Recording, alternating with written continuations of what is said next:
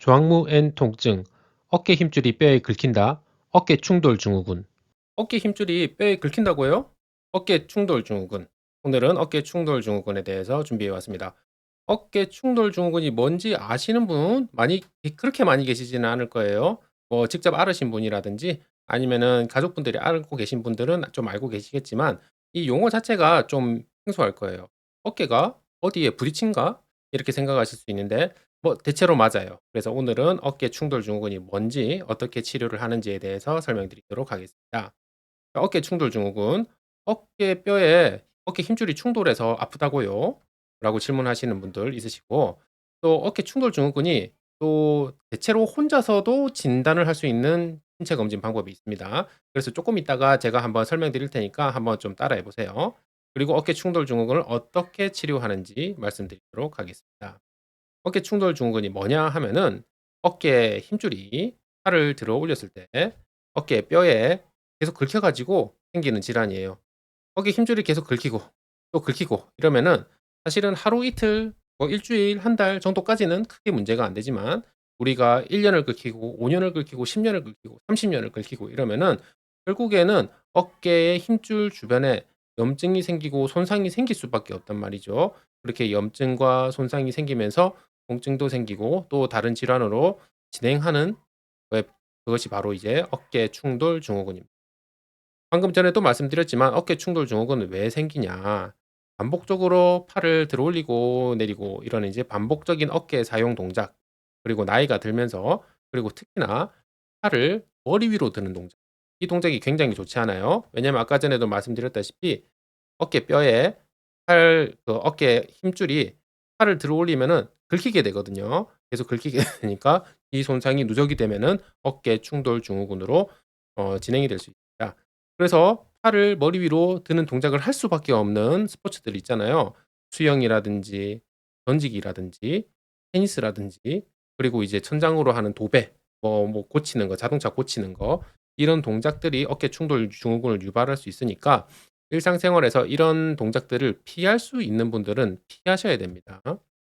자, 방금 전에도 살짝 말씀을 드렸는데 어깨 충돌 증후군의 원인에 대해서 말씀드리도록 하겠습니다. 팔을 들어 올리는 동작 때문에 뼈 중에 견봉이라는 뼈가 살짝 아래쪽으로 튀어나와 있거든요. 그래서 이 튀어나온 뼈에 어깨 힘줄이 긁혀 가지고 어깨 힘줄이 손상이 누적되는 질환입니다. 어깨 힘줄이 계속 긁히게 되면은 그 주변으로 염증이 생기게 돼요. 염증이 생기면은 힘줄이 원래는 단단하고 짱짱하다가 점점 약해지게 되고 붓게 되거든요. 그러다가 그렇게 약해지고 붓게 된 힘줄 위로 또 팔을 들어 올리면은 또 이제 손상이 진행이 된단 말입니다. 그렇게 손상이 누적이 되면은 어느 순간 힘줄이 똑 하고 끊어지게 돼요. 그래서 다른 어깨 질환으로 발전이 되게 됩니다. 진행이 되게 됩니다. 그 부분에 대해서 또 말씀드릴게요. 처음에는 그냥 단순히 뼈에 어깨에 힘줄이 긁히는, 그리고 아픈 어깨 충돌 증후군으로 시작을 했는데 계속 긁히다 보니까 힘줄 주변으로 염증 반응이 일어나요. 그 염증 반응이 일어나는 거 대표적인 질환이 점액낭염이거든요. 그렇게 염증이 또 이어지다 보면은 어깨 힘줄이 원래는 단단하고 짱짱했는데 그게 약해지면서 어느 순간 뚝 끊어지게 되는 거죠. 그게 바로 회전근개 파열입니다. 그리고 또 회전근개 파열이 일어나면은 직접적인 인과관계는 없지만 결국에는 회전근개 파열이 일어나게 되면은 팔을 제대로 들어 올리거나 내리거나 할 수가 없게 되고, 그런 상태에서 또 팔을 오래 쓰지 않고 염증 상태가 오래가면은 어깨 관절 전체가 굳어버리는 오십견으로까지 진행이 될 수도 있습니다. 그래서 팔 전체, 어깨 관절 전체가 굳어버려 가지고 아예 움직일 수 없는, 아니면 움직이기 힘든 오십견에 대해서는 2025년 8월 8일 금요일 오후 8 시에 유튜브 의학 채널 비욘디에서 풀 버전으로 제가 생방송이 준비되어 있으니까 그때 또 참고해 주시면은 감사하겠습니다. 다시 어깨 충돌 증후군으로 돌아올게요. 어깨 충돌 증후군은 뭐 당연히 어깨가 아파요. 뭐 계속 긁히고 염증이 생기고 어깨 힘줄이 그렇게 문제가 되니까 당연히 어깨가 아프겠지요. 특히 팔을 위로 들어 올리거나 열중샷 하면서 뒤로 젖힐 때 어깨 쪽에 통증이 있고요. 그리고 아픈 쪽을 아래로 해 가지고 옆으로 돌아 누우면은 눌리게 되겠잖아요. 그러면 이제 통증이 생기고요. 그리고 팔을 움직일 때 약간 좀 걸리는 느낌이 있습니다. 그리고 어깨 질환의 대표적인 증상인데 대부분의 어깨 질환들은 밤에 더 아파요. 낮보다는 밤에 더 아픈 특징을 보입니다. 그래서 밤에 어깨가 더 아프다고 해서 무조건 어깨 충돌 증후군인 게 아니고 밤에 어깨가 더 아프면은 '아 나의 어깨에는 어떤 문제가 있는가 보다.' 그러면 어깨에 어떤 문제가 있는지 이제 관절 통증 전문의 선생님께 진단을 받으시는 게 더 좋을 것 같습니다. 자 그러면은 어깨 충돌 증후군을 자가 진단하는 방법이 있거든요. 그래서 되게 간단해요. 지금 한번 따라해 보시죠. 자 니얼 테스트라고 하는데요. 자 먼저 팔을 앞으로 내밀고요. 엄지손가락을 위로 들어서 따봉을 합니다. 따봉. 요 상태에서 엄지손가락을 아래로 내리죠. 그리고 이 상태에서 팔을 천장 쪽으로 쭉 들어 올려요. 들어 올리는데 들어 올리다가 으악 하면서 이제 어깨가 아프다. 아 그러면은 '아 내가 어깨 충돌 증후군이 있구나. 아 의심이 되는구나.' 으악 아프면은 예 내일 관절 통증 전문의 선생님께 찾아가셔서 한번 진단을 받아 보십시오. 그래서 이렇게 자가 진단을 할 수 있었고 또 호킨스 테스트라고 하나 더 있어요. 아픈 부위를 이제 팔꿈치를 위로 좀 들어 올려요. 이 상태에서 팔꿈치를 더 위로 들어 올리면은 "으악!" 하거든요. 또 방금도 "으악." 하셨으면은 내일 관절 통증 전문의 선생님과 한번 상의 상담을 해 보시는 것을 추천드립니다. 자 그러면은 이런 어깨 충돌 증후군은 어떻게 진단을 하느냐. 방금 전에 이제 신체 검진에 대해서 말씀을 드렸는데 신체 검진을 하면은 대충의 각이 나와요. 근데 이제 엑스레이로도 어느 정도 참고가 되는데요. 우리가 아까 어깨의 힘줄이 움직일 때 어깨뼈에 눌린다고 했잖아요. 원래는 어깨 힘줄과 뼈 사이에는 공간이 좀 충분히 있습니다. 그런데 선천적으로라든지 아니면 퇴행이 되면서 이 뼈가 웃자라든지 하면서 그 공간이 좁아지는 경우가 있어요. 그 좁아진 공간에 어깨 힘줄이 계속 이제 계속 움직이다 보면은 긁히게 되겠지요. 그러면서 이제 염증이 시작되는 거거든요. 그래서 사실상 엑스레이를 찍었을 때 어깨 힘줄은 사실상 하나도 보이지 않아요.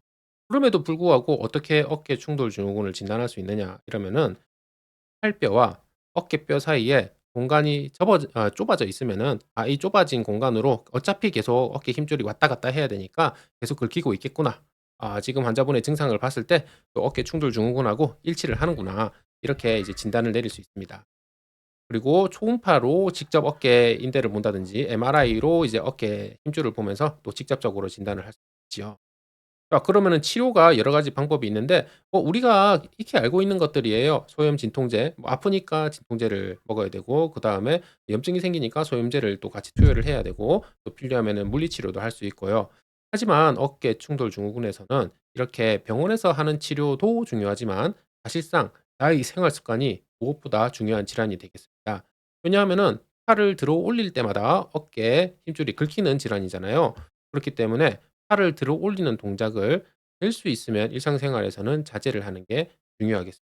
그래서 원인 행동을 중단해야 되지요. 2 주에서 4주 정도 제법 오랫동안 중단을 해야 돼요. 그 이후에도 팔을 머리 위로 들어 올리는 동작을 습관적으로 일상생활에서 없애거나 줄여가는 게 중요합니다.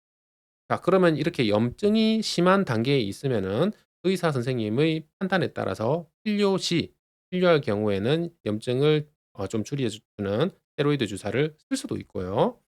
그다음에 체외 충격파를 쓰기도 하는데 사실상 약간 논란은 있기는 해요. 이거를 하면서 체외 충격파를 하면서 결국에 궁극적으로 이제 "힘줄을 강화시킬 수 있다." 하는 이제 주장들도 있고요. 여러 가지 치료를 해 봤는데도 효과가 없는 경우가 가끔씩 있어요. 그렇게 효과가 없는 경우에는 이제 수술까지 할 수도 어떤 수술이라고 하면은 아까 전에 뼈와 그 힘줄 사이의 공간이 좁아졌다고 했잖아요. 그래서 뼈를 약간 갉아내는 수술이에요. 뼈를 갉아내 가지고 이 공간을 인위적으로 물리적으로 넓혀 가지고 어깨 힘줄이 좀 덜 긁히게 하는 수술이지요. 이렇게 감압 수술을 하기도 한답니다.